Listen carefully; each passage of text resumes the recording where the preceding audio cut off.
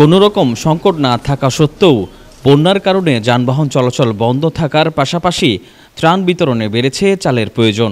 এই দুই অজুহাতে 10 দিনের ব্যবধানে 50 কেজি প্রতি বস্তা চালের দাম বেড়েছে 200 থেকে 400 টাকা পর্যন্ত। একই সঙ্গে দেশের উত্তর এবং দক্ষিণাঞ্চলের মিলগুলোতে ধান ও চালের মজুদ গড়ে তুলে সিন্ডিকেট ব্যবসায়ীরা। কৃত্রিম সংকট দেখিয়ে দাম বাড়ছে বলে অভিযোগ করেছেন ব্যবসায়ীরা।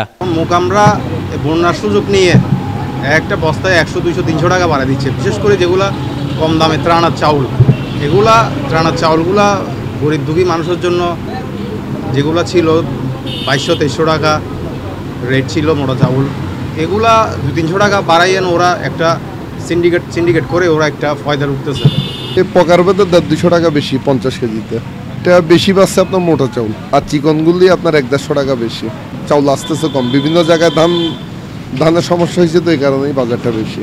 বন্যা থেকে যেভাবে চাউলের বাজার বৃদ্ধি ওইভাবে আছে, এখনও কোনো পরিবর্তন হয় নাই, কমেও নাই আর বাড়েও নাই, তবে আর বাড়ার সম্ভাবনা নাই, হয়তো কমতে পারে। মিলাররা বলতেছে ধানের সংকট, বিভিন্ন অজুহাত দেখায় ধান, এই জন্য দাম বাড়াচ্ছে আর কি। গত আগস্ট পর্যন্ত চট্টগ্রামের বাজারে সাধারণ মানের মোটা সিদ্ধ 50 কেজি প্রতি বস্তা চাল বিক্রি হয়েছে 2000 টাকা দরে, কিন্তু এখন সে চালের দাম বেড়ে বিক্রি হচ্ছে 2040 টাকায়। এদিকে চালের দাম বৃদ্ধিতে ক্ষুব্ধ সাধারণ মানুষ। এখন রাস্তায় চাঁদাবাজি নেই, সরবরাহ রয়েছে, তারপরেও কেন কমছে না চালের দাম, এই নিয়ে ক্ষোভ প্রকাশ করেছে তারা। নতুন সরকার আসার পর থেকে তো আমরা আশাবাদী ছিলাম যে এখন যেহেতু কোনো সিন্ডিকেট প্রথা নাই এবং চাঁদাবাজির কোনো সুযোগ নাই, সেক্ষেত্রে চালের দামটা যদি এভাবে বাড়তে থাকে তখন এগুলো আমাদের নাগালের বাইরে চলে যাবে। আগে কিনতাম 1500 টাকা, এখন কিনতে হচ্ছে 1700 টাকা, 1800 টাকা, 1900 টাকা।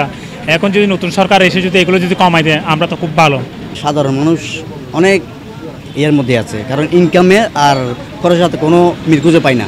দ্রব্যমূল্যের দামগুলো একটু এই যে অন্তর্বর্তী সরকার যে আছে ওনার কাছে একটু ওই জিনিসটা মানে ওইটা সিন্ডিকেট যে সিন্ডিকেট ওই সিন্ডিকেট ভাঙার জন্য আমরা ওনার কাছে দীর্ঘ দাবি জানাচ্ছি। চালের দাম বাড়তে এখন তো আমরা চাউল কিনে খেতে পারতেছি না, চাউল পাতে খাইতে পারি, যাতে সরকারকে কমাই দেয় উঠে চাইতেছি আমরা। কিছু অসাধু ব্যবসায়ীরা ধান চাল মজুদ করে বাজারে সংকট তৈরি করে চালের দাম বাড়িয়ে নিচ্ছে বলে জানান এই ব্যবসায়ী নেতা।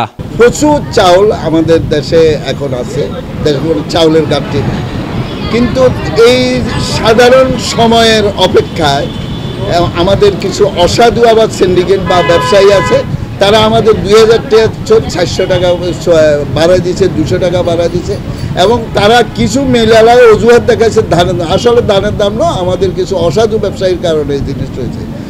এটা কিন্তু আর সাময়িক হয়েছিল, ইনশাল্লাহ গত এক সপ্তাহের ভিতরে মোটামুটি আজকে 2 দিনে অনেক চাউলের দাম অনেক নিয়ন্ত্রণ আসে যাচ্ছে। আমি আশা করি আগের মতোই এই এক সপ্তাহের ভিতরে চাউলের দাম কমে যাবে।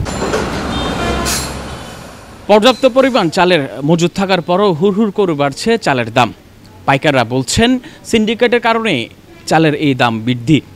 তবে সাধারণ ক্রেতাদের দাবি প্রশাসনের তদারকির মাধ্যমে চালের বাজার স্থিতিশীল ফিরে আসবে, এমনটাই প্রত্যাশা তাদের।